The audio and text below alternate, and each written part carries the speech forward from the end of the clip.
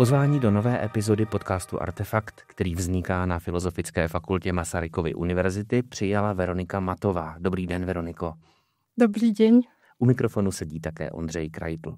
Veroniko, vy působíte na fakultě na katedře mongolských, korejských a vietnamských studií, ale zároveň jste také doktorantkou Vídeňské univerzity. Jaké to je cestovat mezi těmi dvěmi městy? V čem je to náročné a v čem to může být pro studujícího nebo člověka, který si rád rozšiřuje obzory, v čem to může být zajímavé? Ako ste zdôraznili, je to teda, ako keby som sa ocitla na pomedzi dvoch svetov, lebo musím teda vybalancovať prácu tu na Masarykovej univerzite a zároveň nejako to sklobiť i so štúdium na Viedenskej univerzite.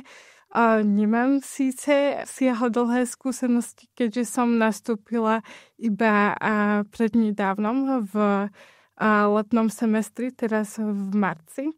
Ale teda Viedeň mi nie je úplnou neznámou. Ja som tam už počas svojho magisterského štúdia, počas kognitívnych vied strávila Erasmový semester, takže už som vtedy mala možnosť akademicky sa nejako spoznať s Viedňou, či už to bolo s klasickými predmetmi, alebo teda potom ešte sme mali na výber dokonca i predmety z medical fakulty, z lekárskej fakulty, takže bolo to naozaj pestré, keďže môj magisterský program ponúkal naozaj interdisciplinárne zameranie, čo sa týka filozofie, psychológie, umelej inteligencie, neurovedy a podobne, takže naozaj to bolo pestré.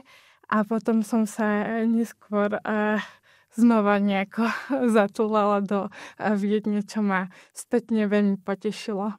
A máte při tom poměrně náročném interdisciplinárním studiu, o kterém jste mluvila, čas poznávat Vídeň i třeba z té kulturní nebo společenské stránky, zajít si na Sacherdort a podobně? Áno, my sme tam vlastne teda boli v rámci výmenného pobytu a v rámci konzorcia viacerých univerzít povymienení študenti, a tak sme sa nejako v rámci kognitívnej vedy spojili a vytvorili si nové študentské priateľstva a teda pochodili sme i nejaké pamiatky, nejaké upokojujúce miesta. A Butterfly House plný motýľov bolo veľmi relaxačné miesto, keď sme mali príliš veľa skúšok a podobne, takže i cestovatelský typ na Vídeň. Áno. Dobrá, opustíme Vídeň a zaměřme na východ, a to hodně daleko na východ. Vy se totiž odborně mimo jiné věnujete korejské populární kultuře s důrazem na hudební průmysl. Co vás k tomu zájmu o Koreu a její kulturu přivedlo? Byla to právě ta populární kultura nebo hudba, písničky? Jak jste se k tomu dostala? No prvý podnet, ako vravíte, bola vlastne populárna kultúra cez hudobný korejský priemysel. A potom počas magisterského štúdia som sa dozvedela, že na Univerzite Komenského v Bratislave teda existuje King Sejong Institute, čo je vlastne vzdelávací inštitút, ktorý ponúka kurzy korejčiny a korejskej kultúry.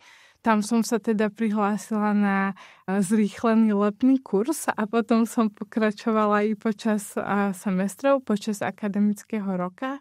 Takže to bolo moje prvé také okno hĺbšie akademické, ktoré som si potom prepojila s už spomínanou kognitívnou vedou, na základe ktorej teraz môžem prepájať tú Koreu a kognitívnu vedu v rámci PhD výskumu. Dobrá, možná většina posluchačů, když se řekne korejská populární kultura, tak si vybaví nedávný hit streamovacích platform, seriál, který balancuje na antiutopické vlně, seriál Hra na oliheň.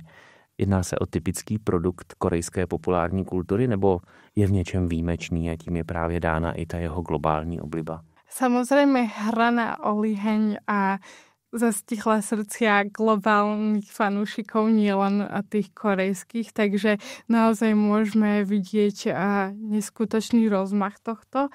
Avšak Hallyu Wave, tá korejská vlna, tu bola už i predtým, keďže veľa ľudí si túto vlnu spája a primárne buď s tým hudobným priemyslom, alebo teda s K-dramami alebo filmami, ako to bolo pri Hre na oliheň, ale teda jej chápadlá siahajú až po módu, kozmetiku, jedlo či celkový životný štýl. Takže naozaj ten vplyv z Južnej Kórey je naozaj globálny a celistvý.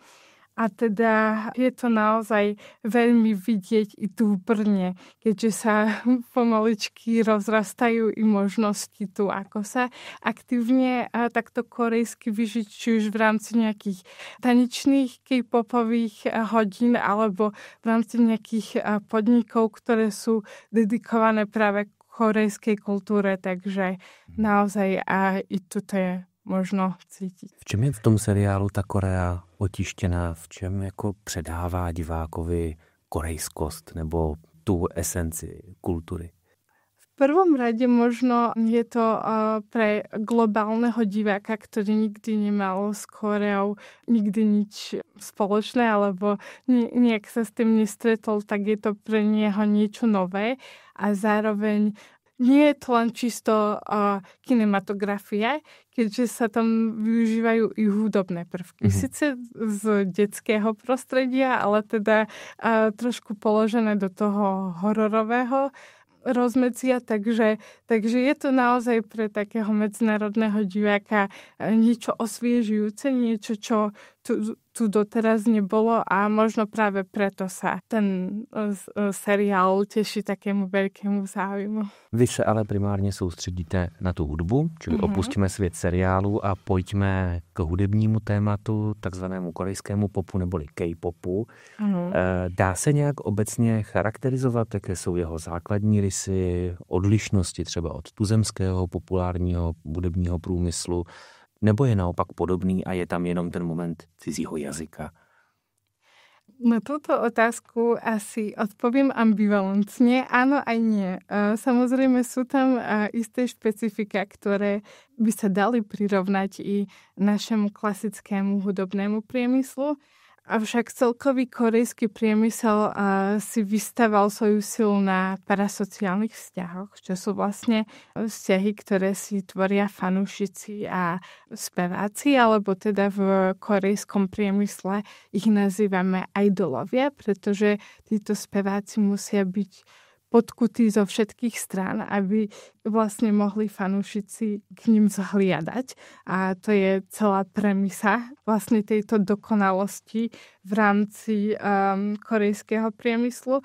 Plus zároveň sú tam teda špeciálne nejaké prvky, ako komunikujú oni s publikom cez digitálne platformy, ktoré každá spoločnosť vytvára pre vlastnú skupinu a vlastne tento parasociálny vzťah to ešte viac podporuje. Čili je to zejména ta parasociální vazba, tedy ta odlišnost. Ano. Protože jinak, dejme tomu třeba tematika těch písní, nejčastěji v populární hudbě to bývá láska, zůstává stejná? Máme korejské milostné balady? Čo sa týka tém, korejský pop je naozaj rozmanitý. Takže samozrejme láska, nájdeme tam ale i mnohé iné koncepty. A sú tam stále pozostatky konfucianizmu a synovskej úcty, ale naozaj závisí od skupiny a od obdobia.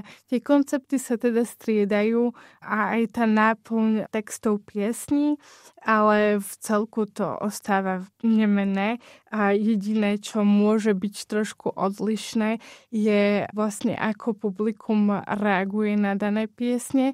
Uzákonili sa v korejskej fanúšikovskej komunite fanchanty. To sú vlastne ako keby také popevy, ktoré určuje každá spoločnosť pre danú skupinu. Fanúšici sa naučia vlastne mená členov za radom a musia sa potom naučiť, kedy presne v danej piesni to zaspievať. Takže viac je to kontrolované.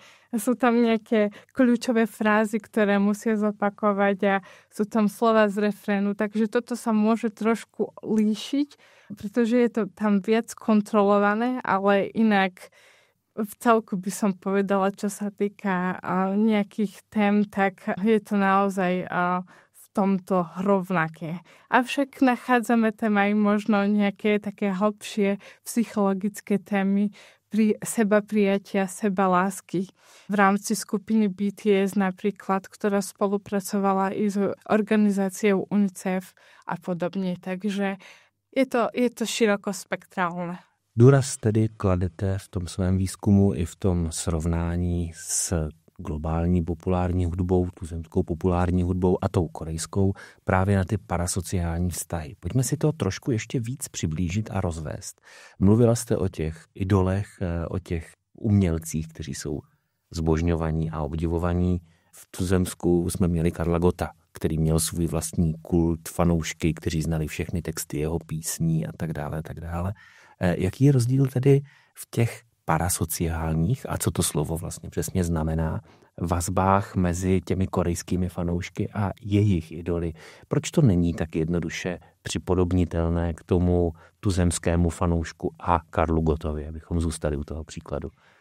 Ak by som to mala ešte bližšie nejako popísať, tak parasociálny vzťah ako taký nemusí vzniknúť iba medzi človekom. Ono to môže sa viazať i na nejakú personu, ktorá vznikla len vo vašej hlave, alebo existuje iba v knihách, v hrách. Takže naozaj je to veľmi širokospektrálny pojem a závisí, do akého prostredia to dáme. Ono to vzniklo v roku 1956, ale v dnešnom svete sa stretávame s novým pojmom 1.5 parasocial relationship, čiže niečo ešte viac, a to vďaka digitálnym platformám. Napríklad platformy ako Weverse alebo Bubble for JYP ponúkajú. Konkrétne Bubble for JYP ponúka svojim fanúšikom predplatenú verziu toho, aby si selektívne vybrali člena zo skupiny a mesačne si platili chat s ním. Takže práve takéto možnosti ako keby fanúšika viac uväzňujú v tom parasociálnom vzťahu, obrazne povedané, ale zároveň im to nejakým spôsobom i prináša monetárny zisk tým veľkým spoločnosťam. Takže hráme sa tu s tou kognitívnou dimenziou, emocionálnou z hľadiska fanúšikovskej väzby a potom i tou duchovnou dimenziou.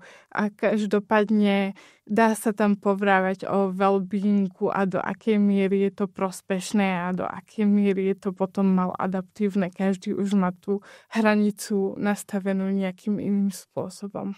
Několikrát jste zmínila, že ta kontrola je tam poměrně dost důležitá, zvlášť tedy pokud se jedná třeba o tu emocionální stránku vztahu, protože si dovedu představit, že se to dá velmi dobře zneužít a že jako potenciální škoda, kterou tady tyhle silné parasociální vazby představují, může být poměrně značná. Řeší to nějak korejský hudební průmysl, nebo se to vůbec neděje a jenom jsou to jako škarohlídské obavy, že by docházelo k nějakému negativnímu projevu tady toho?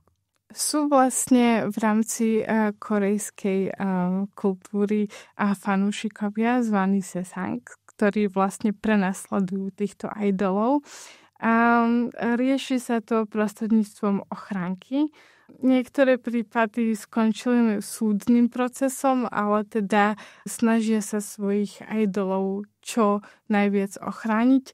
Závisí teda od finančných prostriedkov a spoločnosti, pod ktorou daná skupina je. Nie je to štandardom pre každú, ale teda naozaj sa snažia to mať nejako tak opatrené v tomto ohľade.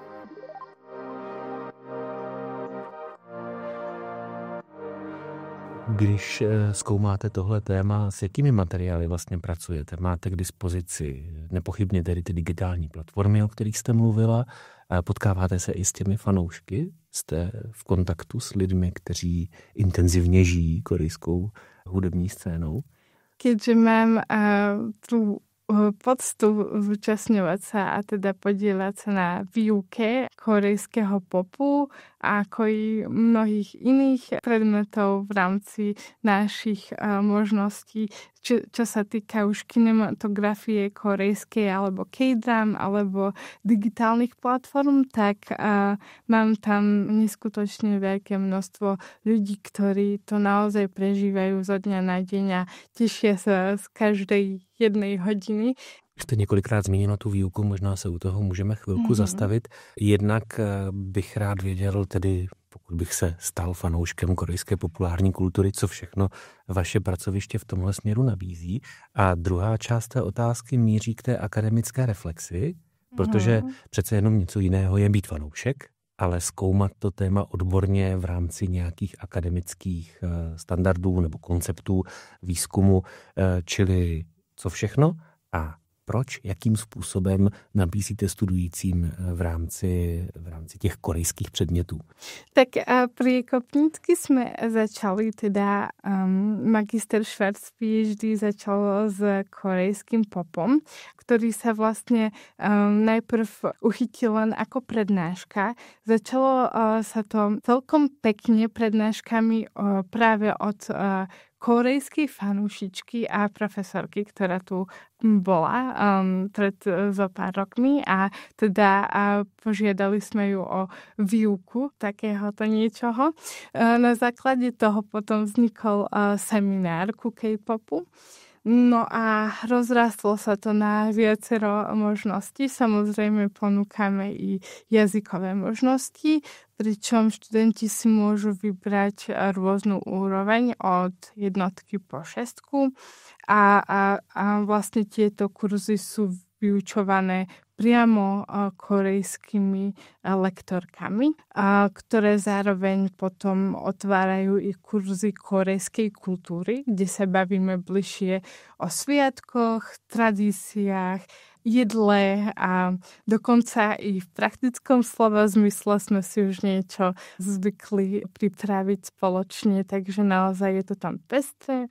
No a čo sa týka nejakých kurzov, ktoré sú bližšie formované na kinematografiu, tak tam máme z tohto semestra K-dramy a digitálne trendy, kde sme sa venovali nielen možno už spomínaným Weverse a Bubble for JYP, ale veľkej aplikácii, ktorá vládne Južnej Koreji, a to je Kakao Talk a podobne, takže tam sú rôzne výdobytky v rámci tohto. No a v rámci budúceho semestra budeme radi, ak sa budú tešiť novému záujmu emócie a percepcia v korejskej kultúre. To budeme vlastne krásne prepájať s nejakými kognitívnymi mechanizmami a vlastne v korejskej kultúre sa vybudoval samostatný systém emocionálny, v ktorej hlavná emócia je napríklad Han. Takže keby to študentov zaujímalo, tak aj takýmto štýlom sa budeme do tejto problematiky viac ponárať a v neposlednom rade to budú korejské médiá v globalizovanom kontexte, takže znovu sa budeme nejakým spôsobom ponárať do toho, aký má Južná Kórea vplyv po všetkých aspektoch. Toľko z korejskej sekcie a navyše budeme ešte ponúkať i samozrejme iné predmety, ako je napríklad Mongolsko a Centrálna Ázia, dejiny a kultúra ve vzťahu k Ukrajine. Takže naozaj to budeme mať pestré a budeme sa tešiť každému záujmu. Už teraz sa vlastne viacerí študenti na to pýtajú a zároveň sa snažíme i pomimo výuky robiť nejaké zaujímavé aktivity, ako sú workshopy alebo nejaké nejaké debaty so študentmi, ktorí si zažili študijný rok v Koreji a vlastne sdílejú s nami tieto zážitky. Abychom si to zhrnuli, vaše pracoviště, kterým je katedra mongolských, korejských a vietnamských studií, nenabízí koreanistiku jako takovou, ale snaží se o jakousi širší perspektivu a sdružuje ta studia tohoto asijského prostoru od centrální Asie až po tu Jižní Koreu. Jeden z těch klíčů k porozumění je kultura, druhým je jazyk a třetím je ta kognice, o které jste mluvila, což můžou být emoce nebo způsoby poznávání a chápání. Je to tak? Správně. Děkuji za zhrnutí. Výborně. Tak pojďme od toho maličko dál, protože, nebo dál, respektive zpátky. Vy jste zmiňovala ten fan chant, jestli to říkám správně, což mě zaujalo. Zúčastnila jste se toho někdy? Byla jste přímo součástí té skupiny fanoušků, kteří deklamují a zpívají společně fráze? Protože mě zajímá, i pro vás to musí být jako pro výzkumníka, který se zabývá tou kognicí a emocemi, hrozně zajímavá zkušenost prožít si to na vlastní kůži, nesledovat to jenom ze záznamů třeba na těch digitálních platformách. Áno. Osobne som si to vyskúšala viackrát a prvýkrát, keď som sa stala toho súčasťou, to bolo také nečakané, ale o to viac potešujúce. Najkrajšie na tom je, že to vlastne neočakávajú ani tí idoly, alebo nie je to tak nejakým spôsobom až vyžadované. Fanúšici to robia vlastne z vlastnej vôle. Ja som to akože nezažívala úplne v rámci koncertného prostredia, ale moja ranná spomienka, keď som začala chodiť na takéto akcie, tak začali dávať v kine koncertný záznam zo Soulu a tam sa fanúšici v kinosále postavili a nejako sme začali spoločne fančentovať. To bola naozaj ešte celkovo pred začiatím filmu veľmi pekná spomienka, naozaj ranná a aj počas toho záznamu v rámci piesní sme potom spoločne fančentovali, takže to bolo možno také zaujímavé a možno som zabudla ešte dodať, že každé fanúšikovstvo má špeciálnu ako keby takú podpornú farbu alebo nejaký lightstick. A v rámci BTS je to napríklad Army Bomb, ktorá dokonca svieti v rytmu hudby. Takže i to je možno také špecifické pre ten korejský hudobný priemysel. Samozrejme, znovu trošku monetárny zisk, ale tak to vidíme celkovo aj na produktoch, ktoré oni ponúkajú. Napríklad každý člen má potom neskôr nejaké zvieratko v plyšovej forme, takže naozaj to majú komplexne zachytené a nevydávajú sa teda iba klasické albumy, ale teda jeden album obsahuje nie len CDčko, ale aj fotoknihy a fotokarty, ktoré nikdy neviete, aké získate, takže čím viac nakupujete, tým viac fotokart máte. Čili rozdíl mezi tím fančantem a klasickým karaoke, který možná naši posluchači znají, je v tom skupinovém aspektu. Nikdy to není jednotlivec, ale vždycky je to ta fanouškovská základna. Ano. Napojení na další akce. Není to jakoby karaoke samo o sobě, ale vždycky je to součástí ať už kolektivního sledování filmů, dokumentů, anebo účasti na koncertě. Čili ten prvek té živé události tam zůstává. Ano.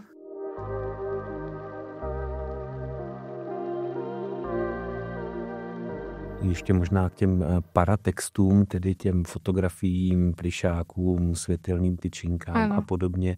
Je to drahá záležitost být fanouškem K-popu? Neleze to trochu do peněz? Pomerne dosť vo veľkej miere. Áno. Človek si naozaj musí dvakrát rozmyslieť, kam financie poputujú. Samozrejme, závisí od toho, či je človek viac fanúšikovsky zameraný v rámci zberateľského prúdu, alebo skôr si dokáže užiť hudbu aj takto bez nejakých stresov z vlastnenia nejakých ďalších vecí, ale je tam ten tlak samozrejme. My pořád mluvíme o K-popu jako o celku, ale vy už jste naznačila, že jednotlivé skupiny mají třeba svoje barvy, světelné tyčinky, které se používají při koncertech. Je tam možné rozeznat v rámci toho K-popu nějaké subkultury, fanouškovské nebo hudební, nebo je to jednolitá masa, která se odlišuje jenom zvolenými barvami a plišáky? A ako som spomínala, každá skupina má ako keby taký hlavní koncept. Čili já vlastně mířím k tomu, k té skupinové identitě, jestli se buduje podobně, jako třeba u nás jsou metalisti, emaři, folkaři, jestli v rámci toho K-popu to funguje podobně. Závisí. Teda v dnešnej dobe sa dosť rozmáha multifandom, takže že nie ste teda pod vplyvom iba jednej skupiny, fanúšikom iba jednej skupiny, ale naozaj si užívate K-pop ako taký v celku. Samozrejme, nemôžeme nejakým spôsobom poprieť to, že fanúšikovské vojny boli a budú. Dokonca v Južnej Koreji počas prvých vln, lebo vlastne korejský pop sa delí na vlny taktiež, tak došlo i k fyzickej bitke fanúšikov v Koreji, ale teda chvála Bohu, dúfajme, že v našich končinách to do takýchto medzi nejako nezajde a teda, že to bude viac mierumilovné.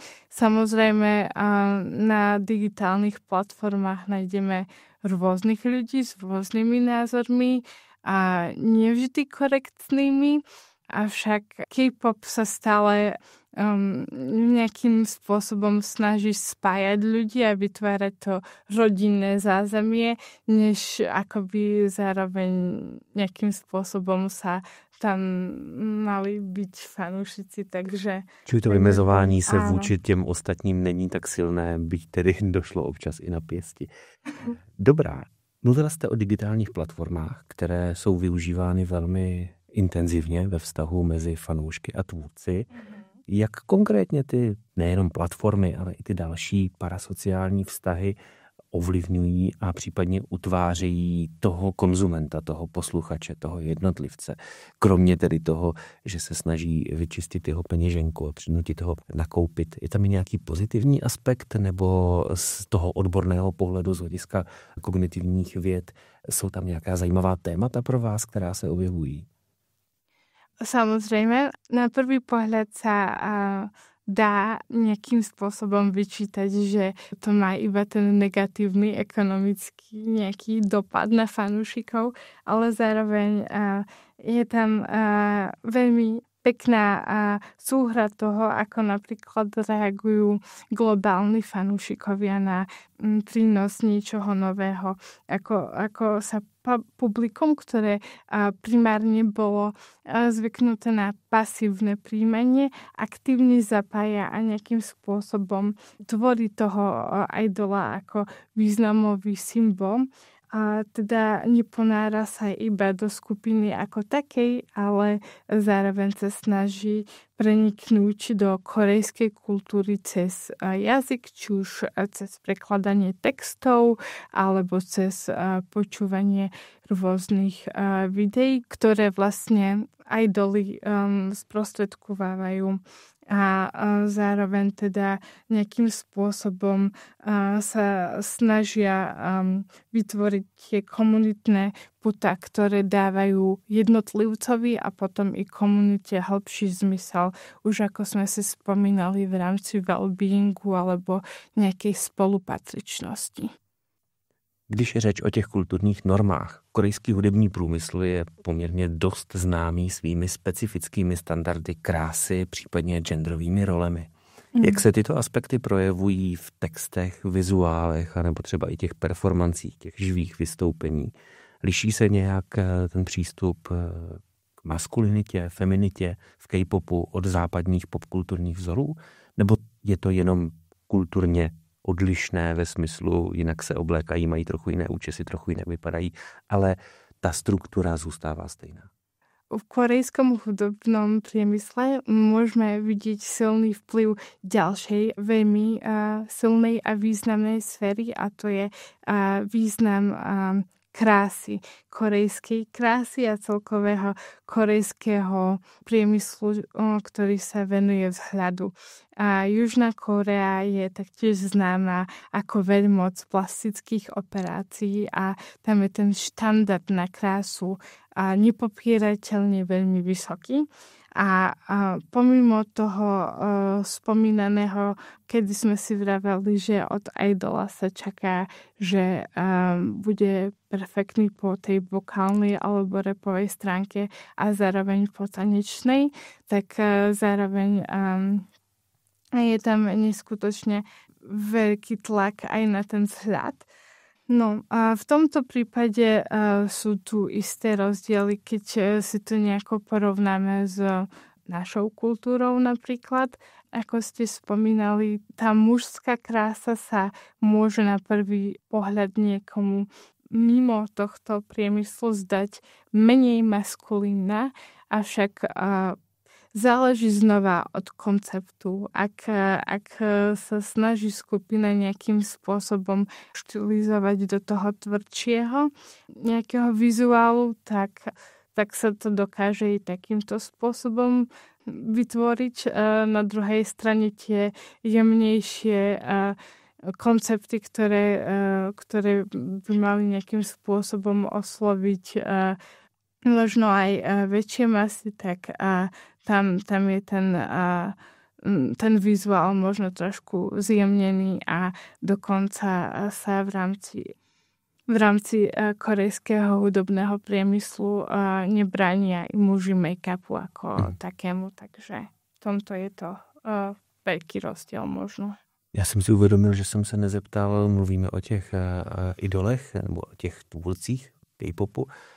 Jsou mezi nimi i ženy? Protože z toho, co jste říkala, se pořád motáme kolem těch mužů. Patří tam tedy i ženy? Áno.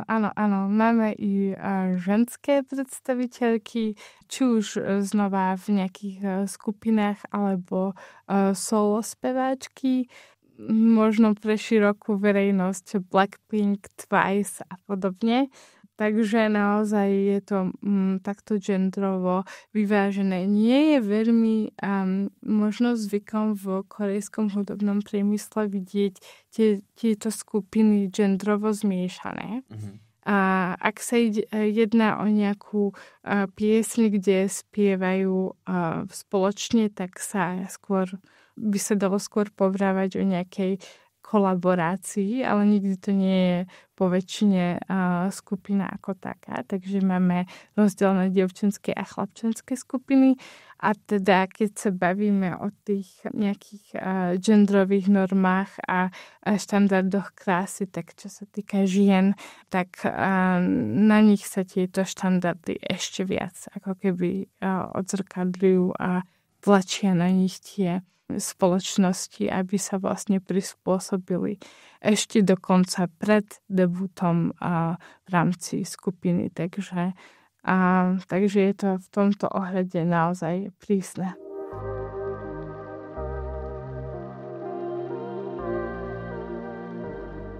Korejská vlna neboli Hallyu Wave, jak jste říkala, není jenom kulturní, ale také ekonomický a diplomatický fenomén, protože nepochybně z toho, co zaznělo, je patrný jistý prvek nacionalismu, tedy toho uvědomění si korejské identity. Pracuje s tím i korejská vláda? Podporuje export své populární kultury, anebo je to mimo její úhel pohledu zájmu? Případně jakou roli tady tohle hraje ta měkká síla, kulturní síla v K-popu a v jeho globálním šíření? A v tomto aspekte si korejská vláda určite do istej miery uvedomuje neskutočný prínos tejto Hallyu Wave alebo celkovo tohto priemyslu a vlastne berie to ako keby taký strategický nástroj. Napríklad znovu sa odvolám na spomínanú skupinu BTS, ktorá prispievala 0,3% k HDP Južnej Kórey, čo je asi nejakých 4,65 miliard amerických dolárov ročne. Takže je to nemalá čiastka a naozaj konkurujú veľkým spoločnostiam, ako je Samsung a podobne. A BTS nie sú teda samozrejme jediní. Závisí teda. Keď sa bavíme o nejakej globálnej popularite, musíme si to nejako rozdeliť ešte na vyššie záujmové úrovne, čo sa týka v Južnej Kórei a čo sa týka nejakého medzinárodného priestoru, pretože to, čo je možno viac podporované v Južnej Kórei, nemusí byť v medzinárodných vlnách a opačne. Takže tie nejaké rebríčky tých, ktorí sú práve na výslni, sa môžu líšiť podľa toho, koho sa pýtate a kde sa pýtate. Čili promyšlená kulturní politika. Přesně zacílená. Aha. Áno. Ale využíva sa to i v rámci už spomínanej diplomacie, v rámci nejakých špeciálnych prezidentských návštev.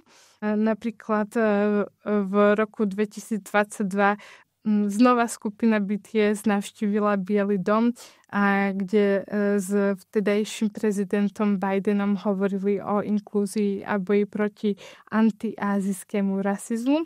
Ale napríklad aj iné skupiny ako Stray Kids a ich člen Felix sa stal napríklad v roku 2024 najmladším členom UNICEF. Takže tie vplyvy sú naozaj širokospektrálne. Abychom si to přiblížili, nebo respektive těm posluchačům, kteří K-pop zatím minuli a nesetkali se s ním, je to vlastně něco podobného, jako je u nás podpora hokeje a export mladých nadějných hokejistů do zahraničí a přibližování České republiky skrze sport anebo památky.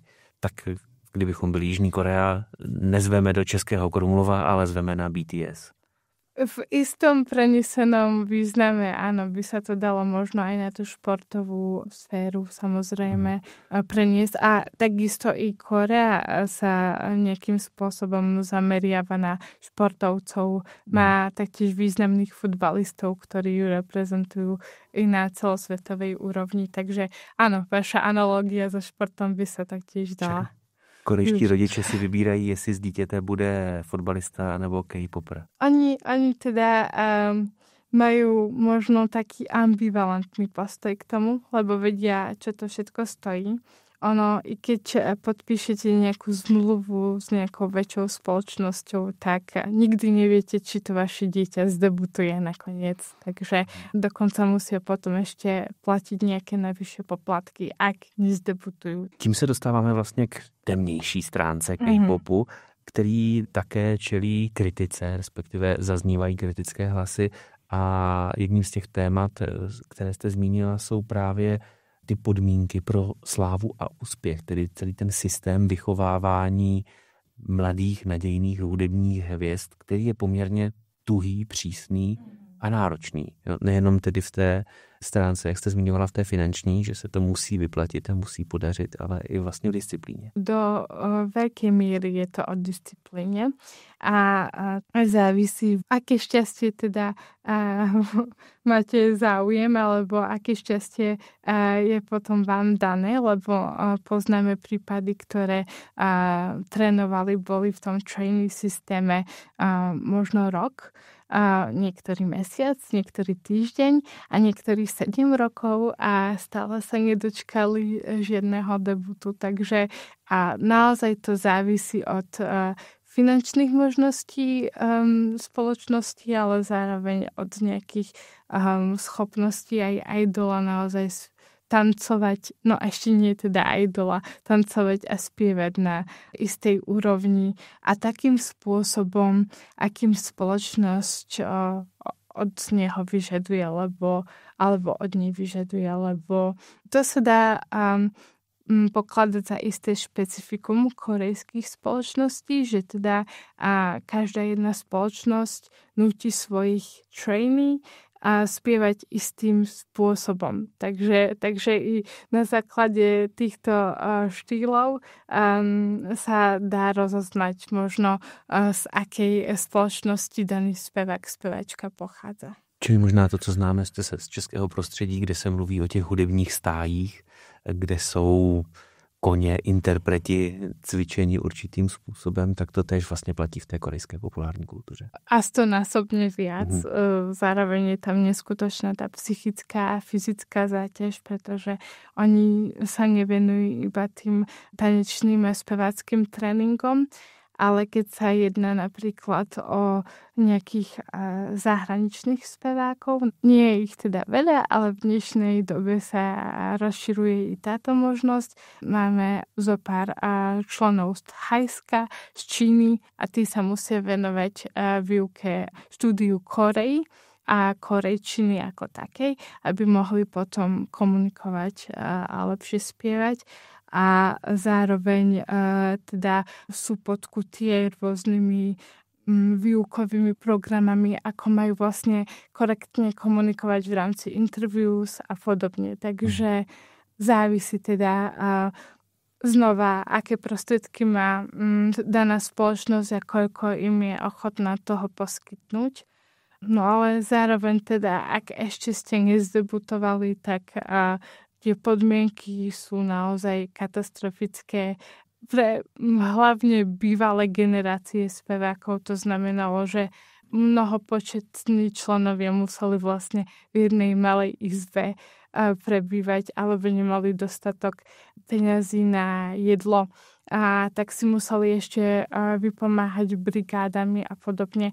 No zároveň tam boli nejaké reštrikcie v rámci jedla ako takého jedálnička, takže je to naozaj ťažké a verím, že teda do budúcnosti príde k nejakému zmierneniu tohto tlaku, lebo... Já si právě říkám, jak dlouho to člověk může vydržet. Přece musí ti interpreti velmi rychle vyhořet a tudíž dává smysl, že ten průmysl hudební neustále hledá nové talenty, aby jimi nahradil ty starší vyhořelé. Jaká je průměrná životnost toho idolu? Teraz sa momentálne nachádzame v 5. vlne, ale na výslnie sa po niekoľkých rokoch dostávajú speváci z 2. vlny. Takže závisí, o akej skupine sa teda bavíme a akým spôsobom sa spevák dostane naspäť na výslnie. A niektorí si potom nejakým vlastným spôsobom dajú odbočku a vytvoria si podcast alebo nejakú talk show a niektorí sú ako komedianti v nejakých národných show a podobne, takže majú aj také možnosti, ale samozrejme, ako ste spomínali, ten burnout je tam a citeľný a už došlo v rámci Južnej Korei k viacerým samovraždám a teda v posledných rokoch sa o tom hovorí čoraz častejšie a čoraz viac, čo je na jednej strane lepšie, lebo to zdvíha povedomie o tom psychickom zdraví a záťaži. Na druhej strane tie podporné mechanizmy sú zatiaľ veľmi pomalé, takže dúfajme, že do budúcna sa naozaj táto protekcia idolov istým spôsobom zlepší, aby mohli prosperovať a potom tu silu potom vrácať i fanúšikom. Takže držme si i jim všichni palce, abychom tedy dnes skončili zcela depresivním a smutným tématem. Ve svém vystoupení na brněnském TED Talku jste uvedla, že korejská hudba se stala nástrojem budování globální sounáležitosti. Je právě ta sounáležitost tím klíčovým prvkem, kterým se K-pop odlišuje od dominantní anglosaské nebo euroamerické pop music? Je to důraz na ty společné zážitky, společný poslech, společné trávení času? Nebo je ta přitažlivost dána jenom tou exotičností, tím, že je to něco jiného, než na co jsme byli zvyklí? Do istej miery je to znova ako keby mix oboch stránok. Tá súnáležitosť vlastne rozkvitá i vďaka teraz novému vplyvu už spomínaných digitálnych platform, ktoré nikdy nemali takú veľkú silu v predošlých generáciách, či už v rámci korejského hudobného priemyslu alebo globálne v rámci nejakého hudobného priemyslu. Takže naozaj tam môžeme povrávať o tomto externom faktore, ktorý zatiaľ nevieme nejako konkrétne popísať do takej miery, že by sme sa vedeli dopracovať k nejakému konkrétnemu výsledku. Momentálne to žijeme a uvidíme teda, akým spôsobom nás to, či už sociálne, psychologicky, na tých všetkých kognitívnych úrovniach nejako ovplyvní. A teda, čo sa týka toho západného priemyslu, tak už v rámci neho vidíme isté zmeny v rámci využívania týchto digitálnych platform. Takže môžeme len očakávať, že možno niektoré prvky, ktoré využívajú práve v Južnej Kórei, sa potom adaptujú na ten globálny priemysel alebo na ten západný hudobný priemysel. V podstate už teraz vidíme nejaké snahy o tom zrkadliť tento vzorec istým spôsobom. Fanúšikovia Taylor Swift sú vlastne znova nejakým spôsobom daní do nejakých štylizovaných fotokartičiek alebo tiež v rámci korejského hudobného priemyslu tam dosť letie tie náramky, prívesky a podobne, čo tiež vlastne fanúšikovia Taylor Swift využívajú. Takže tie prvky sa buď požičiavajú, alebo zároveň zdieľajú a uvidíme, do akej miery sa to teda rozrastie ďalej. Tak já se těším, že se za nějakou dobu zase potkáme u mikrofonu a řekneme si, jak to dopadlo a jak korejská populární kultura a K-pop proměnili tu naši kulturu. Veroniko, já vám moc děkuji, že jste si našla čas a přišla jste do Artefaktu, abyste nám nabídla fascinující, doufám, pohled do prostředí, které není asi úplně každému zcela důvěrně známé. A přeju, ať se vám daří ve studiu i v dalším výzkumu. Ďakujem napodobne. Veľká vďaka za pozvanie a vážim si, že som mala čas teda porozprávať o svojej výskumnej téme, ale i mnohých iných veciach v rámci výuky. Takže veľká vďaka. S Veronikou Matovou si o K-popu a parasociálních vazbách mezi fanoušky a hudebními umělci povídal Ondřej Kreidl. Naslyšenou.